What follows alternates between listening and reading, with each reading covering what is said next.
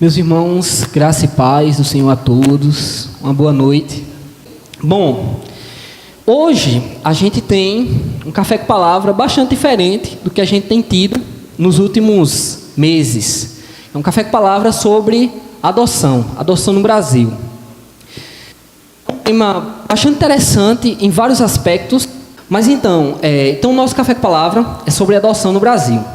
E a nossa intenção com esse Café com Palavra, nessa noite, é de que jovens, escutando sobre o assunto, sobre a realidade da questão do sistema adotivo brasileiro, enfim, possam colocar isso como meta de vida, ou como projeto de vida, ou parte do projeto de sua vida.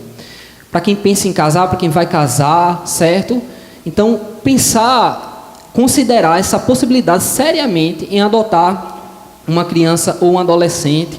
Enfim, a gente vai falar mais disso, mas a intenção nossa é essa, despertar esse interesse, partindo das Escrituras, com Deus que nos adotou, e também nós praticarmos essa adoção na prática da nossa vida aqui, que Deus nos possibilitar. Então, é justamente por isso que eu, há vários meses já tenho pensado, um desejo no coração, de fazer um Café com Palavra sobre esse assunto, certo? Então, nosso objetivo é esse, e para tanto, nós veremos primeiramente um resumo da história, da vida e obra de George Miller, que foi um grande homem de Deus, que adotou várias crianças, e cuidou de várias delas, e impactou sua geração, impacta vidas até hoje.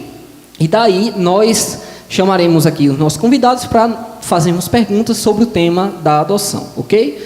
Então nós teremos esse primeiro momento, e eu peço toda a sua atenção, porque talvez você já tenha escutado, mas eu acredito que várias pessoas também não escutaram sobre a vida de George Miller, e é uma vida bastante impactante. Eu vou tentar fazer um resumo aqui, certo? Bom, George Miller, ele nasceu em 1805, na Prússia, que hoje é a Alemanha, E ele era um jovem que costumava roubar e mentir. Então, George Miller era um jovem em que, desde criança, ele mentia e queria se dar bem em tudo. Roubava que só. Inclusive, roubava seu pai bastante. E daí, na adolescência também, ele continuou com essa prática. Chegou a ser preso, inclusive. Seu pai foi e o soltou. E depois disso, o seu pai o enviou para a Universidade de Halle, lá na época, na Prússia mesmo, para ele estudar teologia, se tornar teólogo e pastor luterano, porque isso daria uma boa vida. Naquela época, tinha uma boa remuneração e um bom status social. E ele pegou e foi.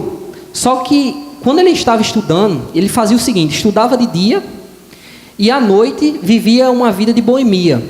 Ia para as tabernas e ficava bebendo. Inclusive, era conhecido como um seminarista em que bebia muito, que conseguia beber vários copos de cerveja à noite. E aos 20 anos de idade, um desses amigos dele, que ele conseguiu tirar do seminário para levar para essas tabernas, conseguiu levar ele para uma reunião de oração. À época, só quem podia pregar e ler sermões eram pastores luteranos. E ele achou isso muito bacana, porque tinha um grupo que estava contradizendo a lei para orar. E ele pegou e foi por curiosidade e pelo incentivo do amigo. E quando ele chegou, ele ficou impressionado em ver pessoas, ele estudando teologia, ver pessoas leigas e ajoelhadas, orando a Deus, certo? Lendo um sermão com vivacidade e com muita simplicidade, e falando com Deus como se fosse uma pessoa próxima. Aquilo impactou muito profundamente a vida de George Miller. E aí ele começou a visitar mais e mais, e em pouco tempo ele já estava realmente convertido de coração, e abandonou aquela vida que ele vivia anteriormente. E ele resolveu se tornar pastor, na verdade missionário, aos judeus, e depois desistiu da ideia, numa longa história, mas aí ele se tornou pastor numa igreja na Inglaterra. Então ele decidiu depois não depender mais financeiramente do pai, e começar a depender única e exclusivamente de Deus. E a vida de George Miller começa a ficar bem interessante a partir de agora. Porque ele colocou como princípio nunca se endividar na vida e nunca pedir nada a ninguém, somente a Deus. Então, na própria gestão eclesiástica que ele tinha, ele não pedia nada aos membros, enfim, para abrir orfanato, para fazer nada. Era tudo ele pedia a Deus. tinha uma fé excepcional, né? Aquela questão de o dom da fé, que Paulo fala. Então ele começa, para você ter ideia, para exemplificar isso que eu estou dizendo, você ter ideia, a magnitude da vida que esse homem chegou, ele começou a registrar suas orações em livros, com a data da petição, o pedido a Deus, a data da resposta e como Deus respondeu. E existem hoje cerca de 50 mil orações registradas por George Miller e respondidas. E em sua velhice, George Miller disse: eu conheço o meu Senhor há 52 anos, e nesse tempo não consigo me lembrar de uma única vez em que ele não tenha respondido minhas orações. Então, ele tinha uma vida de oração e de fé profunda naquilo que ele pedia a Deus e que Deus realmente realizava. Bom, mas aí onde entra a história do orfanato na vida de George Miller? É que ele era bastante pobre, juntamente com sua esposa Mary, que acompanhava e comprava todas as ideias que George Miller realmente decidia fazer. Ele deixa um pastorado numa cidade que ele estava e vai para uma cidade mais pobre, que era a cidade de Bristol, na Inglaterra, no século XIX. E acontece lá uma epidemia muito forte de cólera e vitimiza milhares de pais. E ele começa a ver cada vez mais nas ruas da cidade crianças, dezenas de órfãos nas ruas. Em 1834, isso aí ele tinha aproximadamente 26 anos de idade, já era pastor. E ele fica muito comovido quando uma menina de 5 anos, carregando um seu irmão, pede para ele dinheiro, e porque o seu pai e sua mãe tinham morrido de cólera, e eles estavam na rua vagando. E daí, daquele momento em diante, George Miller se perguntava muito sobre o que fazer na obra do Senhor e tudo mais. E daquele momento em diante ele disse: aqui é meu campo missionário. Então ele começou a cuidar de órfãos em Bristol. E aconteceu que ele, mesmo muito pobre, muitas vezes faltava o que comer em casa, para ele e para a família, até por esse regime muito estrito de não pedir nada a ninguém. Mas ele, pela fé, pedia tudo a Deus e Deus não deixava faltar. E ele pegou e começou a abrir um clube do café da manhã, que era tipo um café com palavra, só que para órfãos, todos os dias. E dali a esposa dele falava da palavra e ele dava alimento por meio de doações àquelas crianças. E ele tinha duas intenções com isso. A primeira era realmente cuidar dos órfãos, mas também tinha uma intenção pedagógica para o povo de Deus, que era que os cristãos que creem que Deus pode abençoá-los devem aprender a orar, servir e permitir que Deus atenda suas necessidades. Então ele queria mostrar à igreja que Deus continua operando milagres. Por isso que também ele tinha esse regime muito estrito de vida. Bom, então ele começa a receber, ele então chama a igreja, divulga a sua intenção de abrir orfanatos para cuidar das crianças em tempo integral. A igreja não tem condições, ele não tem condição, não tinha possibilidade humana para aquilo, mas aí ele começa a receber pequenas ofertas, pequenos centavos, e ali ele começa a contabilizar tudo. Então tem todos os registros do dinheiro que George Miller recebia, cada oferta é contabilizada. Ele era muito, digamos assim, metódico nesse aspecto. E ele orava e pedia para que Deus possibilitasse aquele sonho ser realizado. E daí, em 1836, ele conseguiu, depois de várias ofertas e vários testemunhos espetaculares que Deus providenciou, várias ofertas, ele conseguiu abrir um orfanato feminino. E no restante da sua vida ele conseguiu abrir mais 4 orfanatos, apenas orando, sem pedir nada a absolutamente ninguém. Ele pedia a Deus e as pessoas vinham e ofertavam, enfim, de maneira impressionante, quando você vai lendo o relato da vida dele, dos milagres que iam acontecendo. Então, várias vezes ele não tinha dinheiro nem para comida no orfanato, mas ele orava a Deus e ele dizia que Deus não se atrasava. Veja bem, antes de morrer, George Miller testificou que pela fé ele alimentou 2.000 órfãos e nenhuma refeição se fez com atraso de 30 minutos. Então, você vê, 2.000 órfãos ele alimentou e sem atraso, quase sem atraso, né? Um relato interessante foi que certa vez, ao levantarem pela manhã, não havia nenhum pedaço de pão para as crianças. Isso aí ele já tinha um orfanato maior, não sei quantas crianças. As crianças já estavam arrumadas para comer, mas não tinha comida no orfanato. E é interessante que ele chamou a filhinha dele, estava brincando, era pequena, pegou na mão dela e chamou ela e sorriu para ela e disse assim: venha ver o que Deus pode fazer. Aí chamou a filhinha dele, aí levou lá para o refeitório, diante daquelas crianças, e aí ele ordenou que aquelas crianças dessem graças a Deus pelo alimento e ficassem esperando pelo que Deus ia fazer. Então elas oraram, agradeceram e se sentaram diante de pratos vazios. E minutos depois, um padeiro bateu a porta porque tinha tido vontade de doar pães ao orfanato naquele dia. Ele tinha acordado 2 horas da manhã, tinha feito pães porque tinha tido vontade e estava ali dando aquela oferta de pães. E logo depois, as crianças já estavam comendo, um carroceiro bateu a porta dizendo que sua carroça havia quebrado ali na frente e se eles queriam ficar com parte do carregamento de leite. E Deus providenciou. Isso é só um exemplo das várias outras. É uma história extraordinária sobre todos os aspectos. Bom, George Miller, então, sobre a provisão de Deus, em 1870, já mais perto do fim da vida dele, ele terminou de construir a última casa de órfãos, e aí já somando as 5 casas de órfãos que ele tinha, Miller e seus colaboradores cuidavam de 2.050 crianças na época, no auge.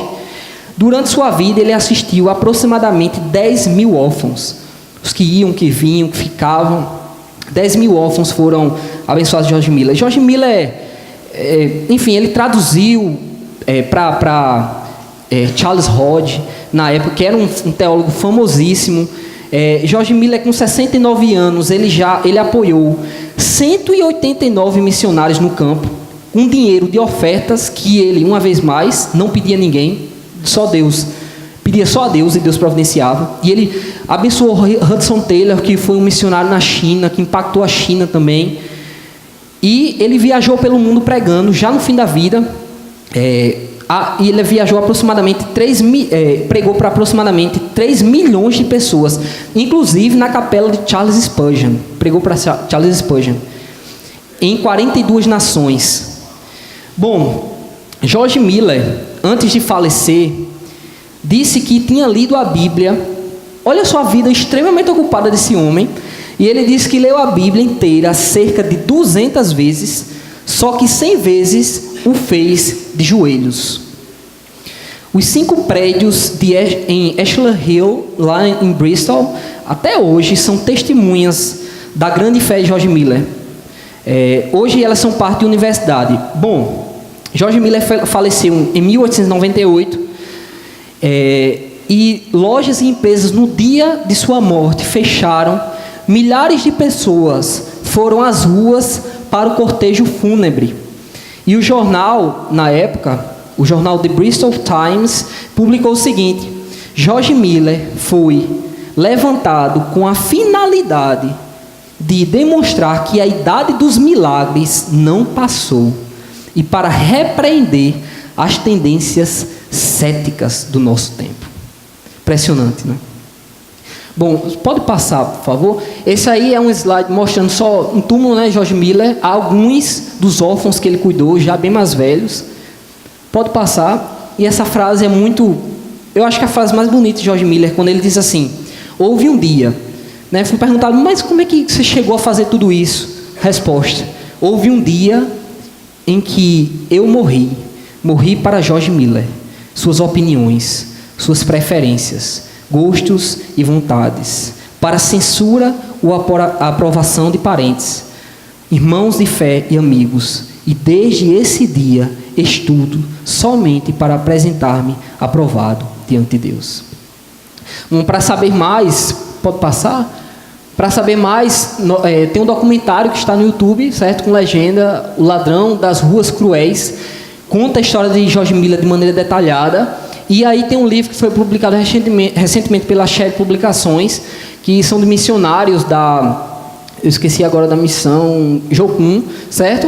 Fizeram esse livro justamente mostrando como a vida de George Miller foi, resumindo, muito bacana, muito encorajador, certo? Então, se quiser saber mais, é uma história impactante, muito edificante de ser lida, ok? Bom, então agora nós vamos continuar nosso Café com Palavra de hoje. chamar aqui os meus irmãos Ramon e Cris. Eu só não sei onde é que ela está. Ah, está ali. E Cris, por favor, venham tomar assento. Meus irmãos, algumas pessoas chegaram depois, né? Eu acho que é importante repisar que esse Café com Palavra tem a intenção de que a gente pare um pouco e pense sobre essa realidade da questão da adoção no nosso país e a possibilidade de um dia, como jovens, né? Enfim, Deus nos possibilitar um casamento, poder colocar como projeto de vida, né? A adoção. Há pessoas aí, enfim, que Deus pode colocar no nosso coração, possibilitar uma experiência incrível. Então, bom, dando prosseguimento ao nosso Café com Palavra, eu queria pedir que vocês primeiramente se apresentassem, né? Ramon e a Cris, começando com as damas, obviamente. Boa noite, a paz.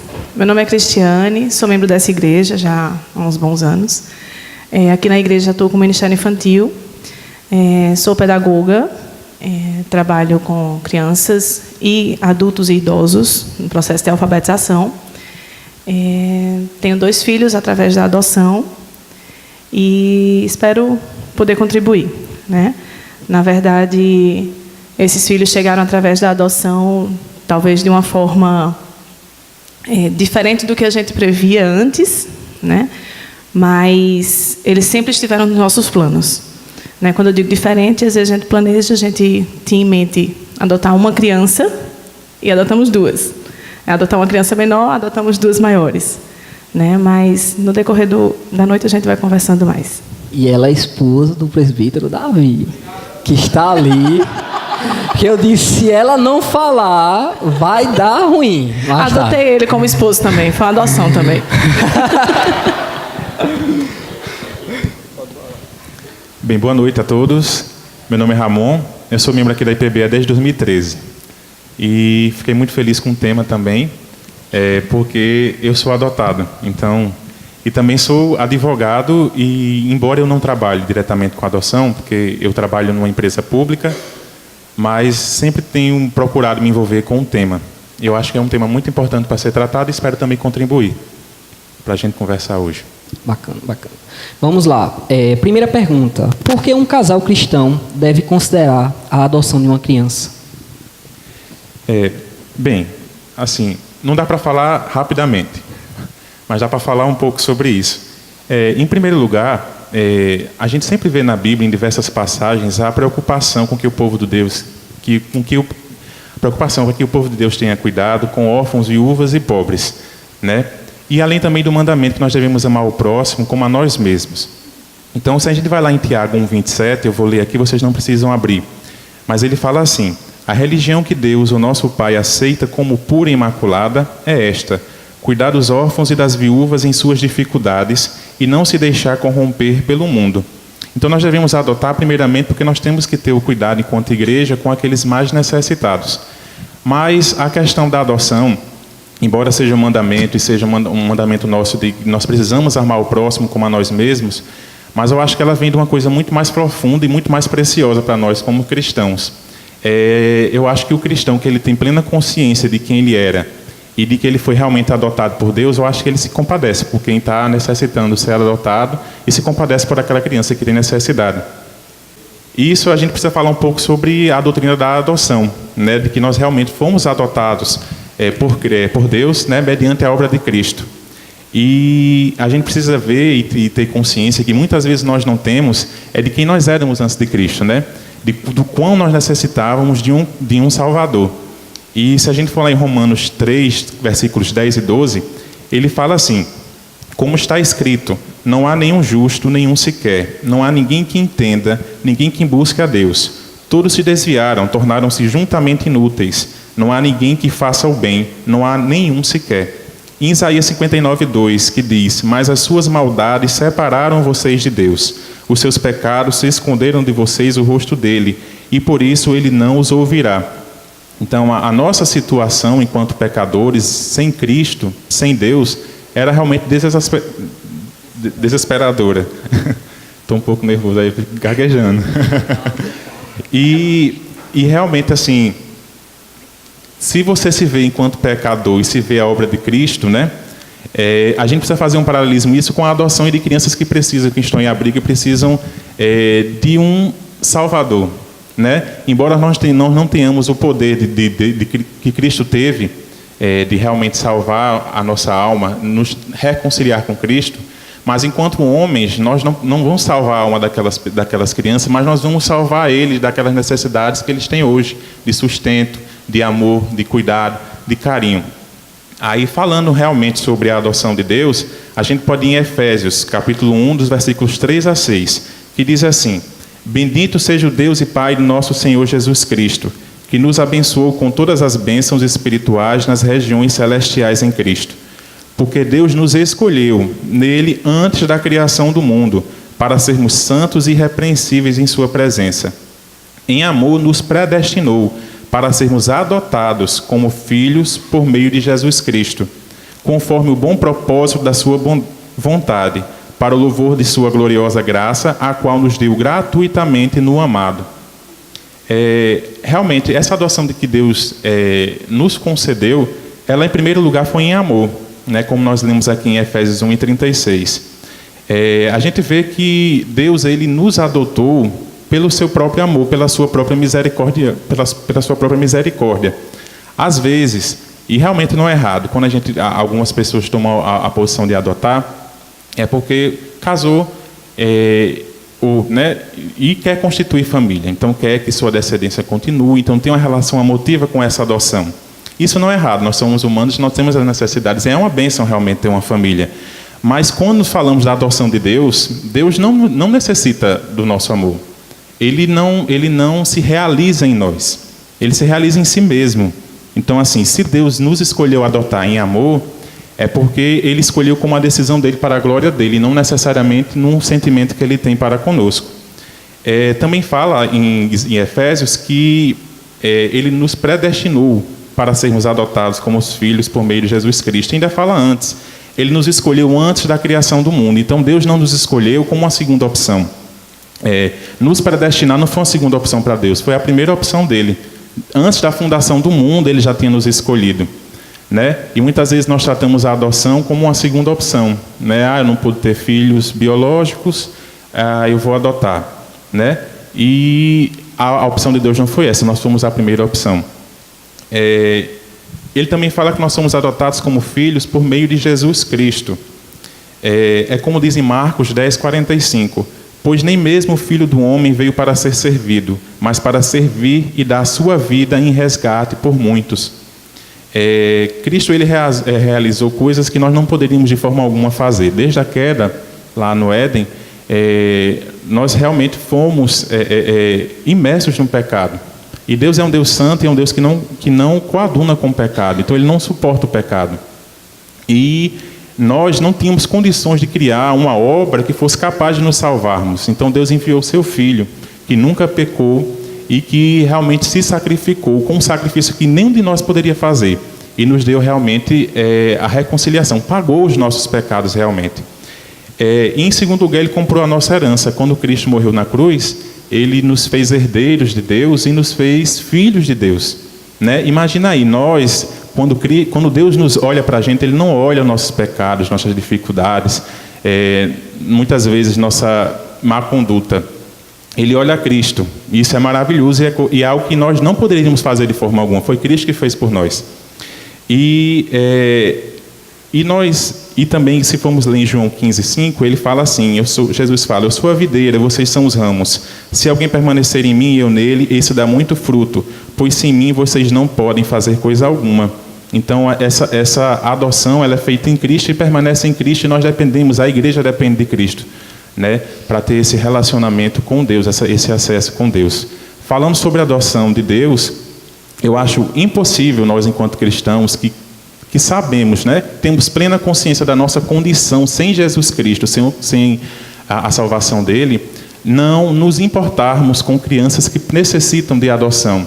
Eu acho que quem realmente tem consciência de quem era e de que hoje é adotado por Deus pelo sacrifício de Cristo, realmente se importa com quem vive essa situação e se coloca também no local, né? Não que eu esteja comparando crianças que estão para ser adotadas como condenadas, não é isso. Mas assim, a providência de Jesus Cristo foi nos dar a vida eterna, e a nossa providência, enquanto resposta a isso, enquanto resposta como adotados, né, por Deus, é adotar outras crianças. Tem um livro que eu vou ler só um trechinho, de Jerry Bridges, que ele fala, O Evangelho para a Vida Real. Quando ele vai falar um pouco sobre o nosso Deus, né, sobre os atributos de Deus como Pai, ele fala assim que ele não vai conseguir em palavras estabelecer realmente quais são os atributos de Deus enquanto nosso Pai, né? Mas ele fala assim: eu posso pegar alguns versículos da Bíblia e explicar isso. Então, Deus, quanto nosso Pai, Ele é um Deus que nos provê. É como diz em Filipenses 4,19: e o meu Deus, segundo a sua riqueza em glória, há de suprir em Cristo Jesus cada uma de nossas necessidades. Ele é um Deus que nos protege. Não se vendem 2 pardais por um haste, e nenhum deles cairá em terra sem o consentimento de vosso Pai. E quanto a vós outros, até os cabelos todos da cabeça estão contados. Não temais, pois, bem mais valeis vós do que muitos pardais. É o que está em Mateus, capítulo 10, versículos 19 e 31. É um Deus também que nos encoraja, como no Salmo 10, versículo 17. Tens ouvido, Senhor, o desejo dos humildes. Tu lhes fortalecerás o coração e lhes acudirás. Também é um Deus que nos conforta. Bendito seja o Deus e Pai de nosso Senhor Jesus Cristo, o Pai de misericórdias e Deus de toda consolação. É Ele que nos conforta em toda a nossa tribulação, para podermos consolar os que estiverem em qualquer angústia, com a consolação com que nós mesmos somos contemplados por Deus. É que está em 2 Coríntios, capítulo 1, versículos 3 e 4. E também é um Deus que nos disciplina, como está em Hebreus, capítulo 12, versículo 10. Pois eles nos corrigiam por pouco tempo, segundo melhor lhes parecia. Deus, porém, nos disciplina para aproveitamento, a fim de sermos participantes da sua santidade. Então foram algumas coisas. Deus nos provê, Ele nos protege, nos encoraja, nos conforta e nos disciplina. E existem muitas crianças que precisam de tudo isso, e nós podemos ser os pais dela. Da mesma forma que nós recebemos tudo isso de Deus, nós podemos também, em amor e em resposta a isso que nós recebemos, entregar a essas crianças isso. Cris, na sua cabeça... Acho que... Não é querendo complementar, né? Não é por essa necessidade, mas com relação à pergunta, né? A pergunta quando coloca assim, por que um casal cristão, né? Eu entendo que não são todos os casais que vão adotar, né? Ir em busca de uma criança com documentação, colocar em casa e encarar como filho, né? Eu entendo que não são todos os casais que vão fazer isso. Não que não devam considerar, mas eu acho que não são todos que vão fazer. Mas eu acho que, enquanto comunidade, enquanto igreja, é papel nosso, sim. Independente de ser meu filho ou não. Né? Enquanto corpo de Cristo, no mínimo, né, deve ser algo não a se considerar, mas a se exercer. Né? A adoção não só pelo casal, mas a adoção pela família extensa, a adoção pela comunidade, a adoção pela igreja, pelo corpo, pela sociedade. Né? É algo que, independente de ser casal ou não, de adotar ou não, a gente deve pensar e refletir sobre isso. Não basta que o casal decida, a exemplo de Cristo, a exemplo do Senhor, né, por uma adoção que jamais a gente pode se comparar a ela, mas não basta que essa criança ou que esse adolescente seja adotado só pelo casal. Né? Cabe ao corpo, cabe à igreja adotá-las também. Né? Entender seu tempo, entender em que ponto chegaram, né? O que eles têm história. Então, nada vai ser assim do dia para a noite. Né? Na vida real, no dia a dia, todos precisam, né, abrir olhos e corações para adotá-los também. Né? E aí eu digo isso não com relação aos meus apenas, mas quando a gente está dando aula, né, quando a gente convive com outra criança, com outro casal, esse olhar também tem que ter um pouco de sensibilidade, de paciência, né, de amor, de espera para construir junto. Bacana, bacana. Então, em resumo, né, a motivação do cristão sempre será a nos fez em Cristo. Eu acho uma imagem muito bonita. Rapidinho.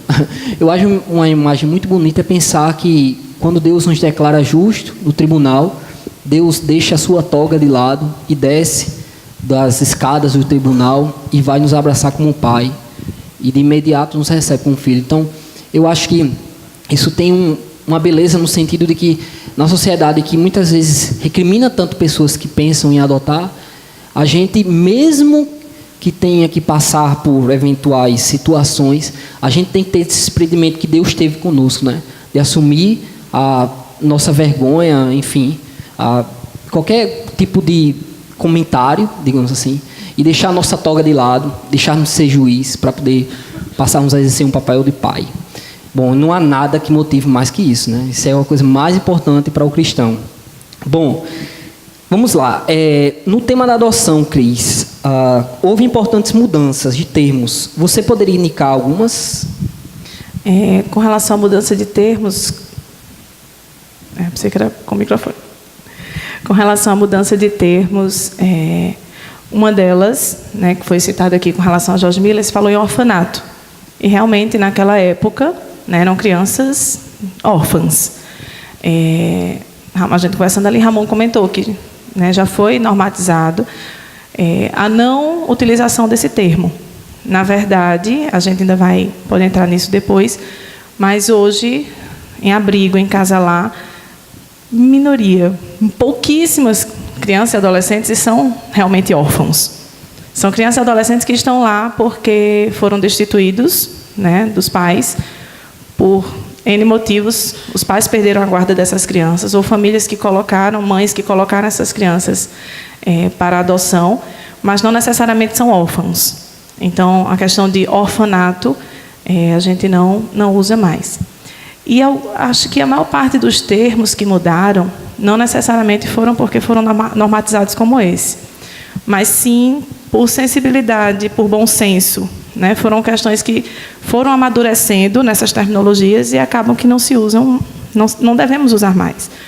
Então, por exemplo, a gente tem o hábito, né, natural de dizer, fulaninho é filho adotivo. Só que adotar não é adjetivo, adotar é verbo. Então, foi uma ação que já foi feita, já foi adotado. Então, eu particularmente costumo dizer, meus filhos chegaram por adoção, né? Eles não carregam com eles carregam sim a história deles, eles carregam sim esse momento da vida deles, mas eles não carregam com eles um adjetivo para o resto da vida, né? Eu nasci de parto cesáreo, mas minha mãe não diz, minha filha é cesárea, né? Ninguém diz, meu filho normal, principalmente com relação ao parto. Mas a gente não usa isso.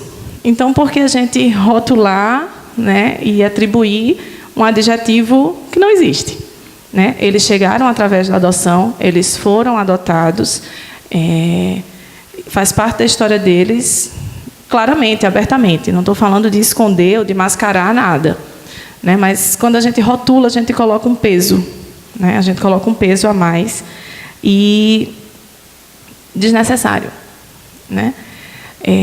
Outro termo que se usa muito é pegar para criar, né? Você pegou ele para criar. Não. Né? Não peguei, né? Eles são meus filhos.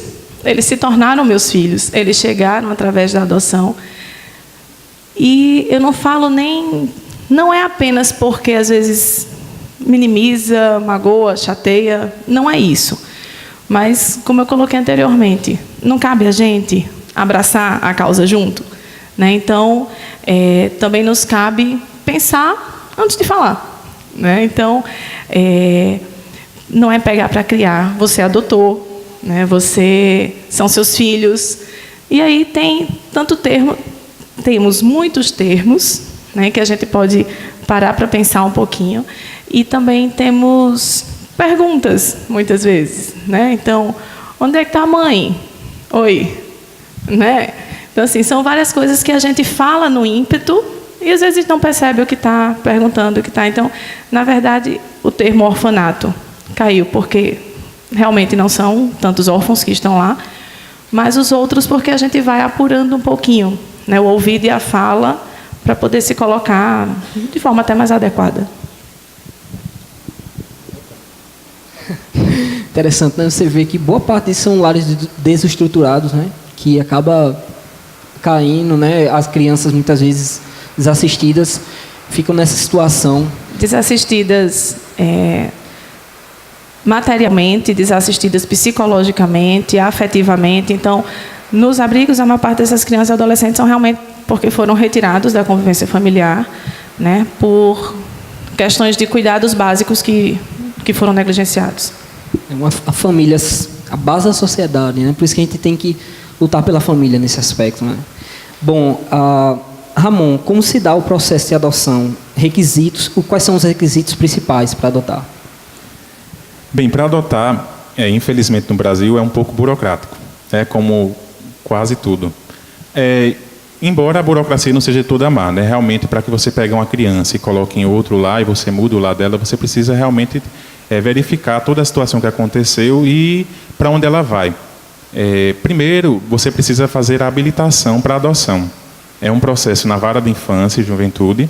Eles vão te exigir diversos documentos, vão exigir comprovante de residência, de rendimentos, também atestado médico, de sanidade mental, questão de declarações de antecedentes criminais, e você vai perante o juiz, ele vai fazer você vai fazer também um curso, né, que vai ser explicado sobre a adoção, vai ser uma entrevista também.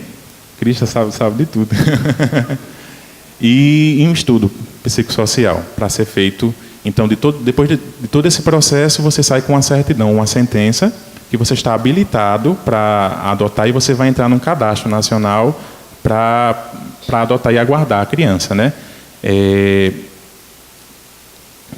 Depois que você está habilitado, você está na fila, aí você vai aguardar a criança. Você vai dizer o perfil que você quer, né? No Brasil, assim, no geral, geralmente o perfil que se quer é criança branca de até 2 anos. E menino? Menina? E menina, isso aí eu não sabia. E realmente, fora desse perfil, aí fica todo mundo esperando esse perfil, fora desse perfil é bem reduzido. E realmente, como o Cris adotou de um casal de irmãos, aí que é mais difícil ainda, né? Então, assim, você pensar em adotar, você colocar... Pense também no perfil da criança que você quer, né? Muitas vezes você vai restringir tanto e você não vai atingir realmente quem está precisando. Depois que você está lá habilitado, que você chega na sua vez, né, da criança, que você chegou e foi chamado, eles vão te convocar, vão te falar o perfil da criança. Muitas vezes eles convocam para dizer, olha, nesse perfil eu não tenho, mas eu tenho outro perfil. Aí às vezes você pula, né, a fila diversas vezes, porque está todo mundo ali naquele perfil aguardando, você está com um perfil diferente, a criança está lá disponível, aí você é convocado. Inicialmente você não tem mais aquela questão, acho que a gente vê em filmes, né? Você vai lá no abrigo, na casa lá, aí vai olhar os meninos e vai escolher. Isso não existe. Geralmente quem faz o trabalho são as psicólogas, assistentes sociais, que vão ligar, que vão procurar informações, que vão te falar de determinada criança, se ela vê que você tem o perfil, né, que você realmente tem o perfil para adotar aquela criança, aí que ela vai começar uma aproximação, e aí, primeiro, geralmente, é feito um processo de guarda, porque, assim, juridicamente falando, né, existe o poder familiar. Os pais exercem um poder familiar sobre as crianças, que é um poder-dever. Você tem o dever de sustentar, de nutrir todas as necessidades, e também a criança deve respeitar. E tem alguns direitos que você tem. A questão, se a criança for casar antes de 18 anos, você tem que autorizar, e outras coisas. Aí, se você, por algum motivo, você perde esse poder familiar, que pode ser suspenso em casos mais ou menos, e pode ser realmente, você pode perder o poder familiar em casos extremos, né? Hoje o que a gente vê muito problema é com droga. Pai que tem problema com droga, que termina não sustentando as crianças, deixando as crianças em situação de rua, e de diversos outros motivos. Aí você vai ter 3 hipóteses de colocação dessa criança em família substituta. A primeira é a guarda, a segunda é a tutela e a terceira é a adoção. Em situações que a criança vai para o abrigo, mas ainda vai andar o processo de destituição do poder familiar, porque para adotar é um processo, e para você perder o direito da criança, os pais perderem também é outro processo. Segundo a lei, tem que durar 120 dias, tanto a habilitação para a adoção como a destituição do poder familiar, mas nunca dura 120 dias. Duram 2, 3 anos. Enquanto isso, a criança fica no abrigo. Por que demora? Porque tem que ser feito um estudo psicossocial, nas varas do interior não tem a equipe multidisciplinar, que é psicólogo, assistente social e pedagogo. Não. Psicólogo, assistente social. Os dois. Aí vai para, por exemplo, se for na cidade aqui próxima, vem para João Pessoa. Daqui que esse estudo seja feito. Aí, às vezes, o pai questiona, aí vai para a defesa. Então, assim, não existe no judiciário brasileiro realmente uma rotina de priorização desses processos de infância e juventude. Então, muitas vezes no interior, que tem aquela vara que o juiz pega tudo, briga de gente, venda de galinha, tudo que tem direito. Então, existem processos de diversas formas, 12 mil processos. E lá estão os processos das crianças que estão lá institucionalizadas. Não é nem o termo certo, né? Estão lá aguardando ser adotadas. Então, assim, existem diversos problemas que travam esse processo. Mas, depois que você está lá, que a criança está liberada, você só pode adotar quando a criança está destituída do poder familiar, que passa todo o processo, que você vai para a audiência, que é feito o estudo, que existe a aproximação, porque também existe um período que quem estabelece é o juiz, de aproximação. Você vai ver as crianças no final de semana, você vai lá, às vezes libera a criança no final de semana passar com você, feriados, aí, enquanto isso, a assistente social e o psicólogo vão acompanhando. Depois você tem um estágio de convivência em casa, a criança vai passar um tempo com você, e só depois disso que realmente sai, né, a adoção. Então, muitas coisas que entravam esse procedimento é justamente isso. São processos de destituição que não terminam, né? Então, os pais a criança passa anos e anos já com a família que já tem com a guarda para adoção, e o processo da destituição não anda. Então, eu acho que falta, realmente, existe uma resolução do CNJ, Conselho Nacional de Justiça, que estabelece que em cidades acima de 100 mil habitantes é obrigatório ter uma vara exclusiva da criança e juventude. Então, assim, a gente está nessa fase de que tenha... Imagina uma cidade com 100 mil habitantes, com o tanto de demanda que tem de criança e adolescente, e não tem uma vara específica para tratar disso. Essa resolução estabeleceu que essas cidades, essas varas, têm que ter uma equipe multidisciplinar disponível lá. Mas e as cidades que não têm 100 mil habitantes, 90 mil habitantes? Né? Não tem essa equipe multidisciplinar, manda para outra cidade, não sai, não anda. Então, é bem complicada a situação. Só 2 links, não é nem respondendo a pergunta. Quando o Ramon falava assim, que a gente vê em filmes, né, que a família vai lá e escolhe a criança. Na verdade, hoje, a busca que se faz não é de uma criança para atender a necessidade de um casal, né, o monoparental. Mas a necessidade, o que se busca é uma família para aquela criança. Então, não é o seu interesse que é o primeiro a ser atendido. É o interesse da criança, né? Se a criança consegue se adaptar, é o que a criança está precisando. Então, não vai... Tipo assim, se você pensa em adotar, não deixe para, sei lá, daqui a quantos anos da entrada. Porque não vai sair ninguém correndo para atender a sua necessidade, né? A demanda é procurar famílias para as crianças que estão sem famílias hoje. Eu falei tanto e não falei o objetivo, né? Para adotar tem que ter mais de 18 anos. A diferença de idade de você e quem está adotando tem que ser de 16 anos. A criança tem que estar livre, né? Ela não pode ter o vínculo ainda com os pais. E assim, quanto à questão do parentesco, inicialmente, quando a criança está lá em situação de risco, eles procuram os parentes próximos. Então, a prioridade é um parente. Se o parente puder, né, se o parente aceitar cuidar da criança, não vai nem para a lista de adoção. Já quem adota é o parente próximo, porque o intuito é não tirar a criança daquele convívio familiar, né? Porque tem toda uma fase de adaptação e é mais traumatizante para ela. Então, se tem alguém no âmbito da família que já pode adotar, né, que pode assumir a responsabilidade da criança, essa pessoa que vai adotar a criança. E essas etapas que Ramon colocou, de entrevista, de estudo psicossocial, de documentação, tudo, ela não acontece tão rápido, nem de uma vez só, né? Então, quando você procura a vara da infância, que você vai dar entrada, eles vão agendar uma entrevista. E aí você vai entregar os documentos. E aí, esse curso só existe 2 vezes no ano. Então, você vai esperar que chegue o curso para você poder fazer. E esperar para que um dia essa equipe multidisciplinar, né, vá dando conta dessa quantidade de pessoas que tem para visitar e que também faça a visita. Acho que hoje nem estão fazendo todas essas visitas que antecedem a adoção. Mas, assim, essa parte também leva tempo, né? Tudo leva tempo com relação à documentação e burocracia também. Bom, a gente vai fazer a última pergunta, terminar o primeiro bloco, que é para vocês falarem das experiências que vocês já passaram em relação a essa questão da adoção.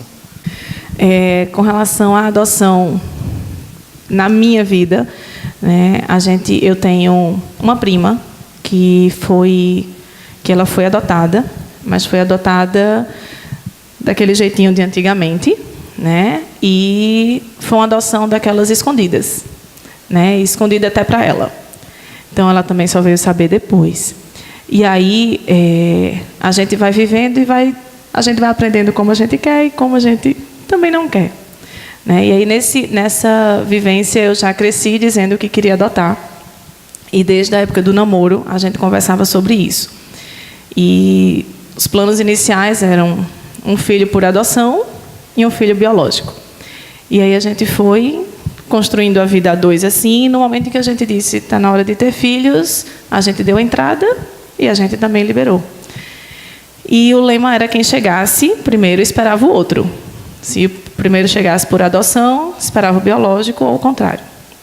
Inicialmente a gente colocou no perfil, no dia da entrevista a gente colocou no perfil menino ou menina, o sexo era indiferente, de até 2 anos e 11 meses. Uma criança.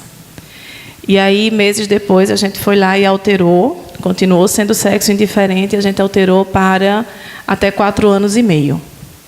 E aí, 7 meses depois, a gente conhece os dois, o caçula já tinha 5, ninguém atendia a faixa etária que a gente tinha colocado, e a gente passou a se perguntar, por que não 2? A gente não queria 2 filhos? Então, desde o começo, a adoção não era um plano B, não era uma carta na manga caso algo não desse certo. Desde o começo, a adoção era um plano A, que estava dentro do plano de ter filho. E se me perguntar hoje, você ainda quer um biológico?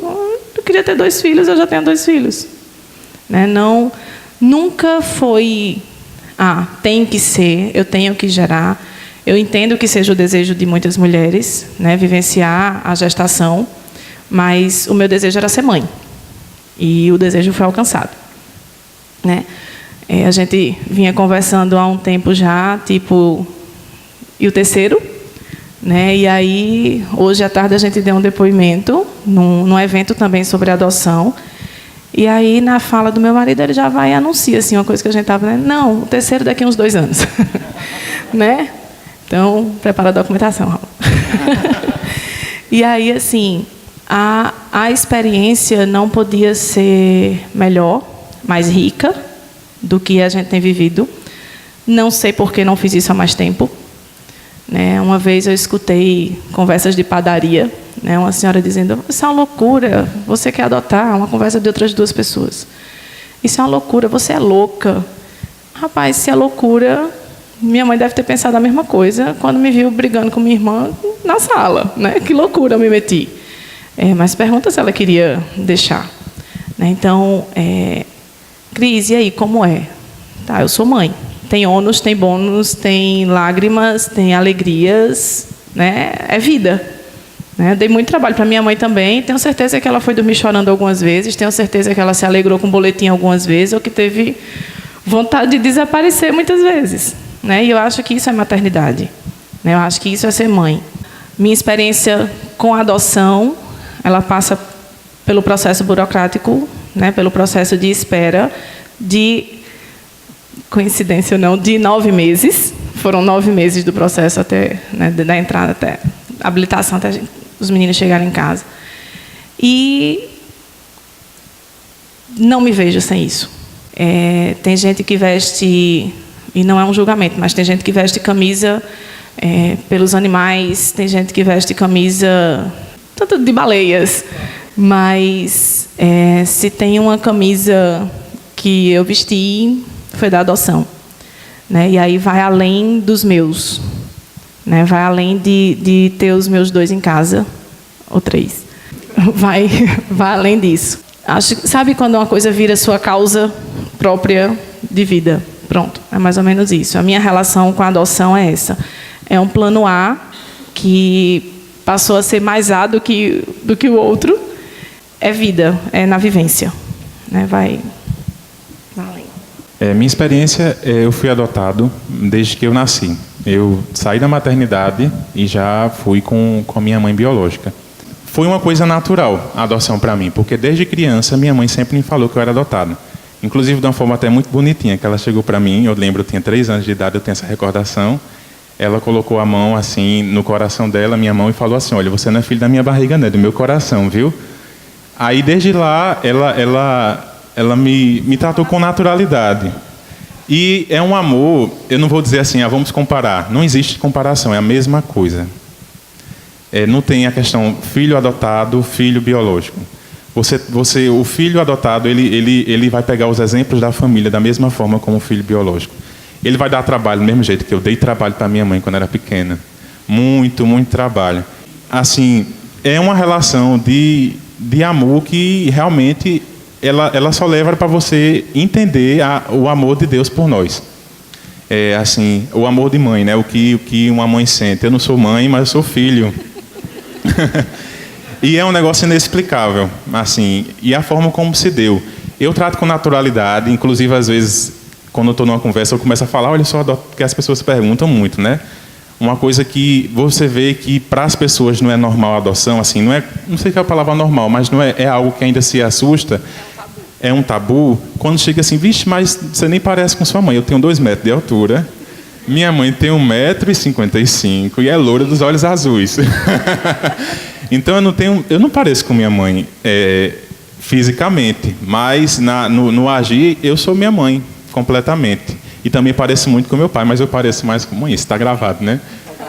Mas acontece. Pai, te amo. Mas assim, todo mundo precisa tratar com naturalidade disso, gente. Isso é natural. Isso é uma forma de você construir uma família. É a adoção. Da mesma forma como você vai lá, assim, você pode pensar, a mãe levou o menino na barriga 9 meses, tudo mais, mas a mãe fala que quando me pegou nos braços pela primeira vez, ela sentiu dor de parto. Ela fala assim. E eu acredito nela, porque realmente foi algo que foi realização para ela, né? Então, parte, assim, dentro da minha experiência, eu digo, adotem, se Deus quiser, que Deus me ajude, eu também possa adotar. E não adotem, e não pensem na adoção também como um conto de fadas. A maternidade, muitas vezes, não é, né? Vai ter dificuldade, o menino vai dar trabalho do mesmo jeito, vai sofrer da mesma forma, sem saber o que é que vai acontecer com ele, os caminhos que ele vai andar, entendeu? Mas você tratando tudo isso com naturalidade, né? Porque existe aquele preconceito muito grande, porque fulano é adotado dá trabalho. Tem esse imaginário popular, que filho adotado dá mais trabalho que filho biológico.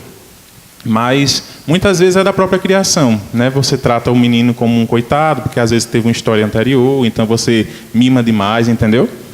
Mas aí, enquanto cristãos, é adotar e confiar em Deus na criação, e confiar que Deus vai suprir todas as necessidades e em todas as dificuldades. Enquanto a ajudar, se você não puder adotar, mas você pode ajudar num abrigo, né? Você pode, numa casa lá, você pode dar sua contribuição. Você, enquanto advogado, você pode ajudar nos processos de adoção. Enquanto estudante de direito, você pode ajudar. Você pode não tratar com diferença aquela criança que é adotada. Você não pode fazer... Você pode, quando for à vontade, fazer a pergunta, e parece com quem? Aí você se segure, entendeu? Porque não necessariamente o filho vai parecer com um do outro, porque ele pode ser adotado e é filho do mesmo jeito. Então, a experiência para mim com a adoção foi uma bênção. Assim, conheço também outras experiências que não foram fáceis, né? Mas Deus trata em todas as situações, nas alegrias e nas dificuldades. Deus tem utilizado tudo para tratar. Então, assim, antes de adotar, antes de ter filho, eu vejo muito, não só a questão de adotar, mas, assim, por exemplo, eu tenho 29 anos de idade, não casei ainda, mas eu vejo muitas situações de pessoas que têm filhos com muitas dificuldades, eu não sei se vocês pensam assim, eu estou falando agora enquanto jovem com vocês.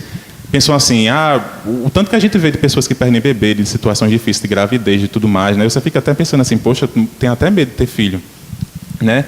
Mas se a gente confia em Deus, se a gente entrega a Deus nossas vidas, nós encaramos as dificuldades como forma de Deus agir em nossas vidas, serão passos que serão alcançados e que Deus com certeza vai cumprir a sua obra em nossas vidas através de tudo isso tudo.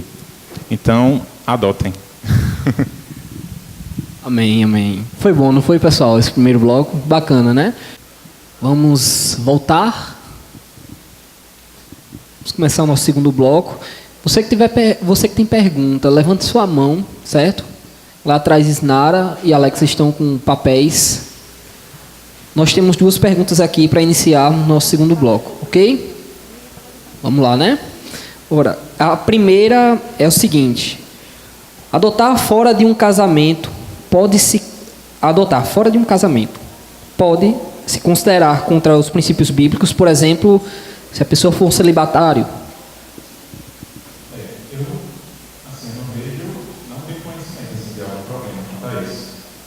Até a previsão na Bíblia do celibatário.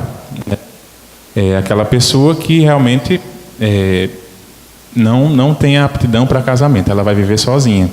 Pela lei também não tem nenhum problema. Você pode fazer habilitação e pode fazer e pode adotar, né? E também aquelas pessoas que, mesmo que não sejam celibatárias, mas por circunstâncias da vida não casaram, ficaram sozinhas, né? Eu não vejo nenhum problema.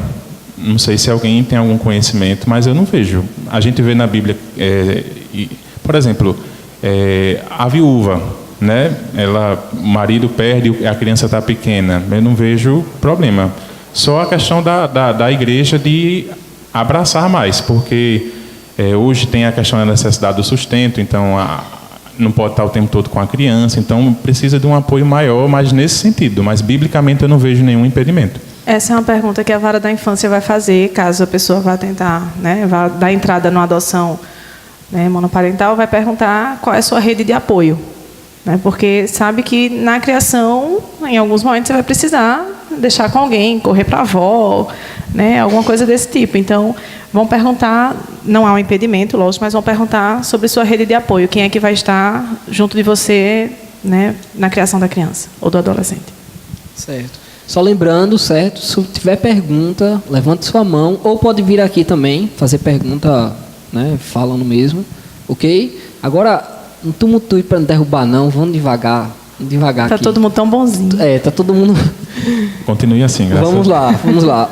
Se durante o período de 2 anos em que a criança já está com os pais adotivos, se os pais biológicos têm como reaver a guarda delas se quiserem, tem como? Não, a adoção é um ato que realmente ele é final. É irrevogável. Não tem a possibilidade de os pais biológicos, depois eles reaverem, né, a guarda da criança. Até no registro, o registro de nascimento que sai, ele sai sem nenhuma ressalva, não tem nenhuma especificação de que é adotado. E, inclusive, lá no registro, o registro anterior, ele não é averbado, ele é cancelado. O registro de nascimento anterior ele é cancelado e vai estar lá só o registro da adoção, né? Então, se você quiser alguma informação no cartório, não vai ter nenhuma informação quanto a criança ter sido adotada. E depois que foi adotada, aí existe uma possibilidade, em algumas adoções, tem um requisito da adoção que que o pai concorde, os pais concordem. Quando os pais perdem o poder familiar, ele não tem que concordar, porque ele já perdeu, né? Mas existem situações que as pessoas colocam os filhos para adoção porque não tem condição de criar, por exemplo, né? Não é por nenhum motivo que ele fez. Aí é solicitado esse aceite, né, por parte dos pais. Até a sentença, a publicação da sentença, o pai ele pode dizer que não quer mais, ele pode cancelar essa indicação, esse aceite. Mas só que o juiz, com base no melhor interesse da criança, ele pode desconsiderar. Então, assim, passou, o pai deu ok, né? Antes de publicar a sentença, o pai disse que não queria. Mas o juiz, analisando e vendo que a adoção é o melhor para a criança, ele pode desconsiderar que o pai não aceitou mais. Agora, esse tipo de adoção é muito pouco, assim, porque realmente o que tem mais é casos que a criança tem a destituição do poder familiar, porque os pais não cumpriram com suas obrigações na criação. Com relação à certidão, hoje realmente não vem nenhum indicativo disso. Agora, bem antigamente, vinha, né, sei lá, um homem saiu, né, pulou a cerca fora do casamento, teve um filho e depois a mulher, né, cobrou que fosse registrado tudo. Vinha uma observação, não lembro agora o termo que vinha, mas vinha uma observação e ficava indicado lá de que aquela criança estava sendo registrada, mas era fora do casamento, né? Não era filho tão legítimo quanto os demais. E não, outra coisa que quando você falou assim que né, a maior parte das crianças porque foram destituídas do poder da família. Nos abrigos, na casa de acolhimento, uma estatística fala que 8,15 em cada 9 crianças que estão lá, elas não estão aptas para serem adotadas. Né? Como existem muitos abrigos, muitas casas de acolhimento, casa lá. Se a gente for multiplicar isso, então, muitas crianças e adolescentes que estão lá, eles não estão aptos para adoção. Em alguns casos, foi a família que não teve condições de criar, a criança ou adolescente foi retirado do seio familiar, foi colocada lá e ainda está assim no tempo da família se reorganizar, né, se reestruturar para ter essa criança de volta ao convívio. Então, não é porque você visitou uma casa de acolhimento, não significa que porque você está lá e viu que tem 20 crianças e adolescentes lá, estão todos aptos à adoção. Né? É um número bem discrepante. Essa questão de filho legítimo e ilegítimo é porque antes os filhos fora do casamento eram considerados ilegítimos e os dentro do casamento legítimos. Aí quando era a questão da sucessão, aí tem uma diferenciação, porque eram filhos de segunda categoria, digamos assim. Hoje não tem mais, com a Constituição de 88 e o próprio ECA, né, que é de 90, tem disposição expressa que não tem diferenciação nenhuma entre filhos havidos dentro ou fora do casamento. É filho, filho. E também os adotados, também não tem diferença. Porque no evento de hoje, quando a palestrante colocava isso, ela colocou, né, de vários casos em que foi fora do casamento, mas depois veio para o convívio familiar e ainda assim vem com as observações na certidão. Na certidão nova, muda tudo, pai, mãe, avô, tudo. A única coisa que não muda, né, na certidão, não muda nem data, nem o local de nascimento. Então, você adotou uma criança que nasceu no Acre, né, vai mudar tudo, vai ser o nome, seu sobrenome, seus pais, tudo. Mas lá vai continuar a mesma data de nascimento e o mesmo local de nascimento. Vai continuar constando a mesma coisa. Uma dúvida, a gente falou muito de adoção em relação à criança, né, mas os adolescentes, eu acho que é importante, porque nos abrigos, né, há muitos adolescentes. Vocês podem comentar um pouco sobre essa realidade também no Brasil? São muitos, né? Em várias casas de acolhimento tem mais adolescentes do que criança. A maior parte das casas de acolhimento, sejam do governo ou não, elas começam a investir no adolescente, até mesmo em áreas técnicas e profissionalizantes, para prepará-las para os 18 anos. Porque aos 18 anos elas saem de lá. E para onde? Né? Então, tenta-se proporcionar para eles meios, formas, né, de estarem com mínimas condições de tentar sair dali bem. Né? Algumas instituições, algumas ONGs fazem um trabalho, né, de transição para quando esse adolescente sai aos 18 anos, eles terem um tempo, uma casa, um local enquanto se restabelecem. O número de adolescentes é muito alto, mas o número de casais ou de famílias para esses adolescentes é proporcionalmente, né, o oposto disso, né, bem baixo. Na verdade, antigamente já se considerava uma adoção, né, mais difícil, tudo quando a criança estava por volta dos 8, 9 anos. Hoje em dia, com 6, 7 anos, já cai bastante o número de casais que têm interesse, né, nessa adoção. E de adolescentes, então, nem se fala. São muitos adolescentes, pouquíssimos casos de adoção, né, de adolescentes, 14, 13... De vez em quando a gente vê assim, a exceção que saiu no jornal foi um jovem de 17 que foi adotado já perto de sair do abrigo. Né? Se a gente for colocar na balança, aptos para adoção tem mais adolescente do que criança. E se a gente também for considerar sexo, tem mais do sexo masculino do que feminino.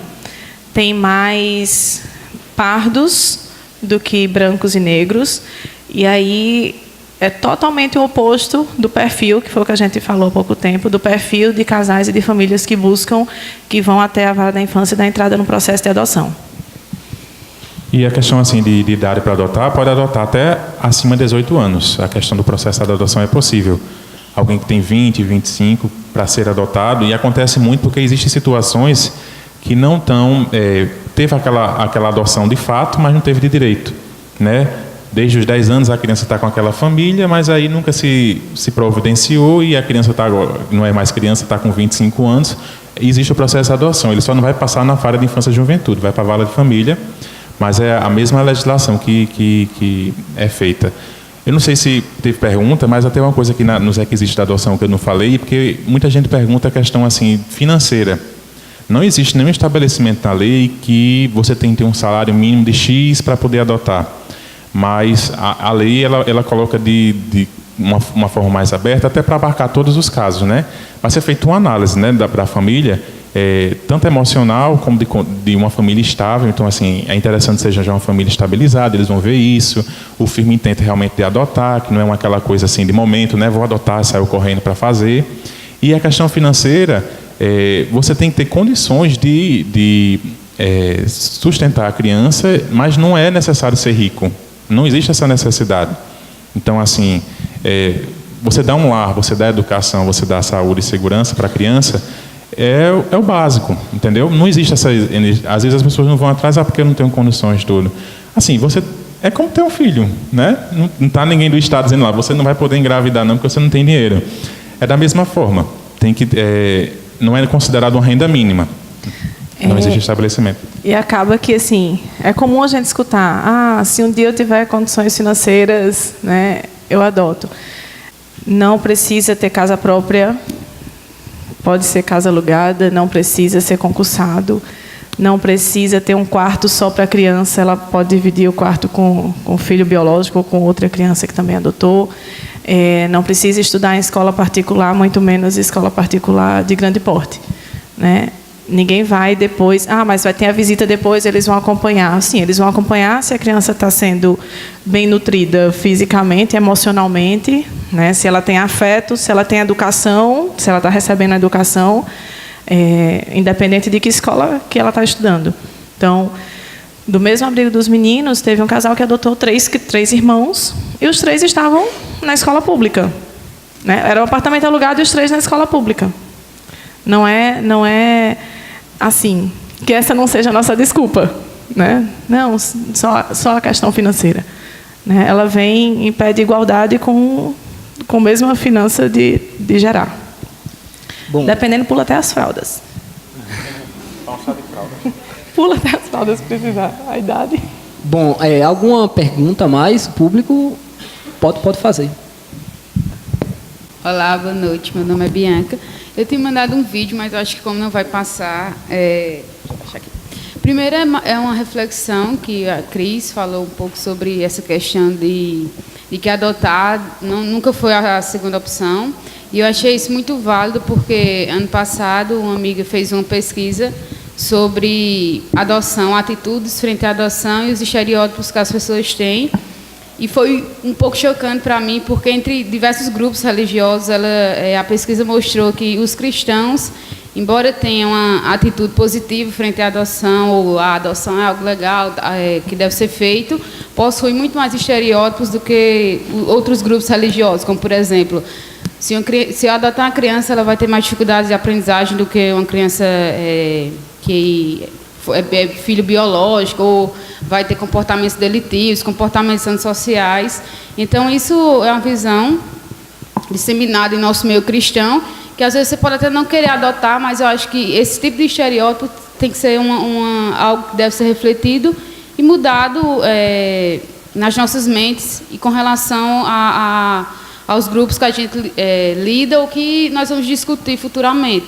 Porque, como ela mesma falou, nem todo mundo vai ter a intenção de adotar, mas eu acho que ter essa visão de estereótipos negativos também não é algo que nós cristãos devemos ter. Porque, embora seja adotado, é um ser humano que, se ele tiver dificuldades, não é porque ele foi adotado, se ele tiver problemas, comportamentos antissociais, se der mais trabalho, não é porque ele foi adotado, é da personalidade ou da própria criação. Então, acho que isso é algo que a gente tem que refletir no nosso meio cristão, porque se compararmos a outros grupos, a gente se destaca muito mais como pessoas que possuem esses estereótipos negativos do que estereótipos positivos. E outra questão é a pergunta, que certa vez eu estava com uma amiga que ela falou que, por ter passado por algumas decepções amorosas, atualmente ela não pensava em casar, mas que o desejo dela era de ser mãe e que ela pretendia ser mãe solteira. E eu queria saber qual o nosso posicionamento cristão diante desse tipo de configuração familiar, ou também pessoas que são do mesmo sexo e que pretendem adotar também. Qual deve ser o nosso posicionamento cristão frente a essas novas configurações familiares? Obrigada. Assim, primeira coisa, assim, quanto à questão da união homoafetiva, é toda assim uma explicação que eu acho que devia ser pode ser até um tema do Café com Palavras. A gente não vai entrar, até porque está sendo gravado, então assim, eu não vou falar uma coisa pequena sem explicar, às vezes eu vou até não atingir tanta gente assim, do jeito que seria, né, de alcançar. Mas assim, o posicionamento da igreja é contra, né, a união homoafetiva, então a família derivada disso também. Agora, juridicamente, para o Estado, hoje não há diferenciação nenhuma. Um casal homossexual ele pode ser habilitado para adoção, pode adotar. Se for monoparental, se for só um, também pode. Né? Ele declaradamente é homossexual, também pode fazer habilitação para adoção sem problema nenhum. E também até o caso do casal, no início do processo, faz a solicitação para adoção. Aí, se no decorrer a separação, porque sempre vai ter aquele que vai ser a base, né? O que vai ter a guarda realmente da criança, o outro vai ter um regime de visitas, alguma coisa.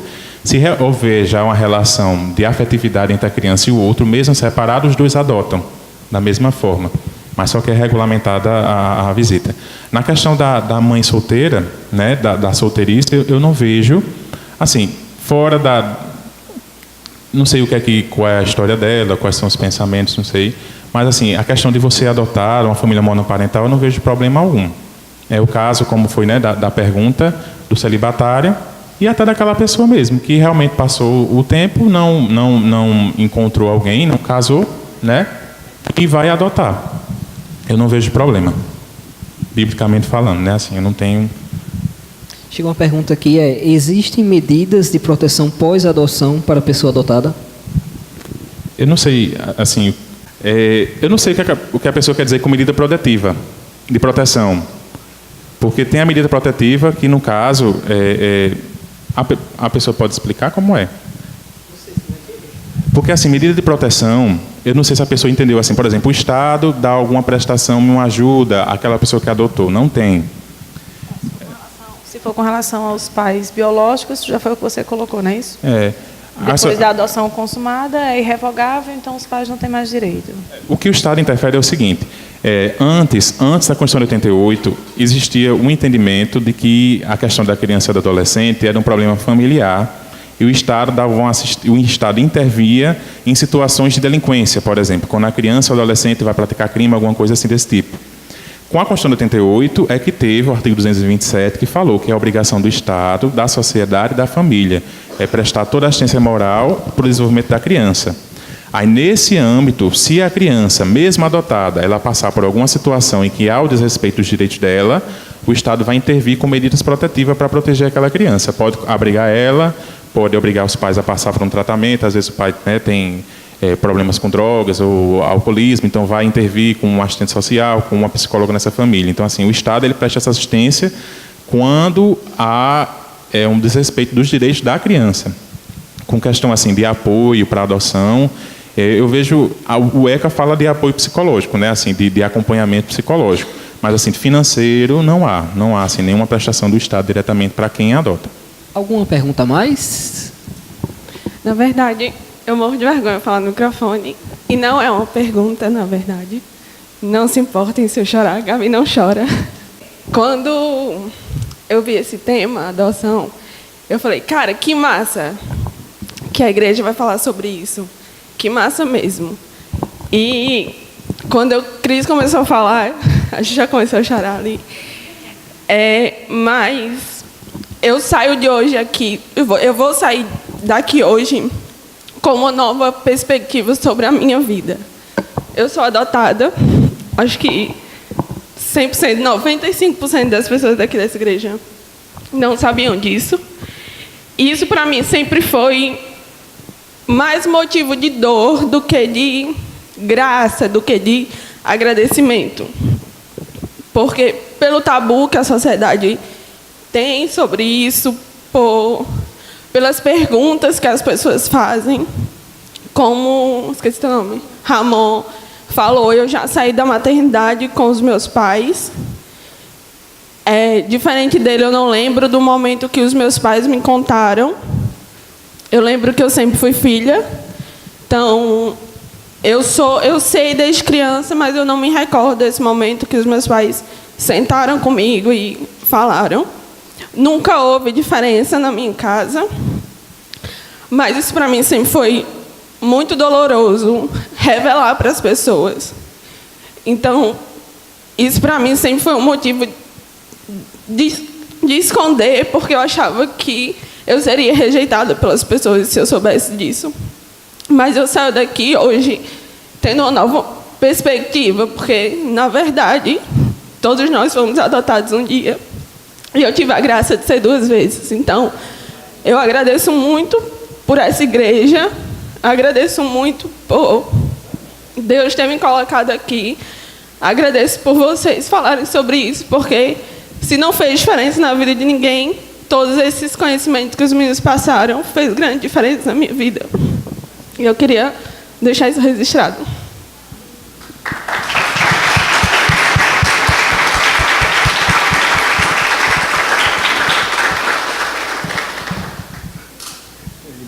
Eu queria agradecer esse testemunho, assim, né? Eu acho que para todos nós, assim, isso é muito bonito, muito edificante.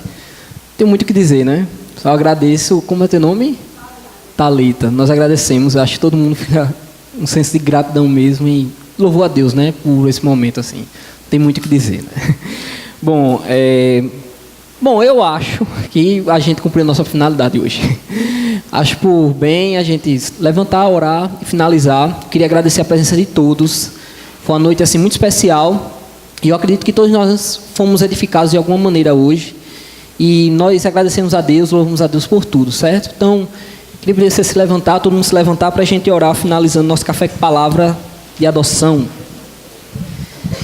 Pediram para avisar que tem um irmão vendendo livros lá fora com promoções, certo? Se você puder passar lá, dar uma olhada, não perca a oportunidade. Vamos orar, meus irmãos. Deus, nós te bendizemos, te louvamos, te engrandecemos, ó Deus. Essa foi uma noite muito especial, porque o Senhor Deus nos lembrou, principalmente, primeiramente de Cristo, ó Deus, por tudo o que o Senhor fez por nós em nos adotar. Tua palavra que foi lida, ó Deus, nós te louvamos por isso, Senhor Deus.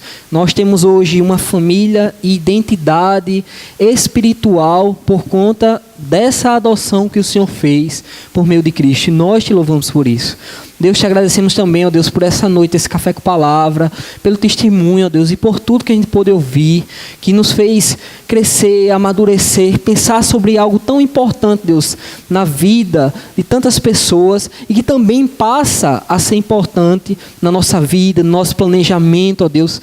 Nós te louvamos por isso, Deus. Que o Senhor, Deus, tome a nossa mente, o nosso coração, a abra, Senhor Deus, a encaminhe, ó Deus, de modo que nós possamos, ó Deus, colocar a possibilidade de adoção como um projeto, parte da nossa vida.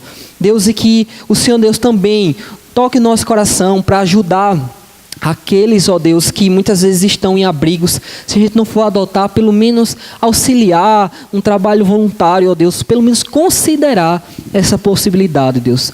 Abre nosso coração para isso, ó Deus. Em nome de Jesus. Nós, Deus, não temos palavras para agradecer, nós simplesmente te louvamos e te engrandecemos por tudo nessa noite. Muito obrigado, Senhor. Nos abençoa e nos leva para casa em paz. Em nome de Jesus. Amém. Então, boa noite.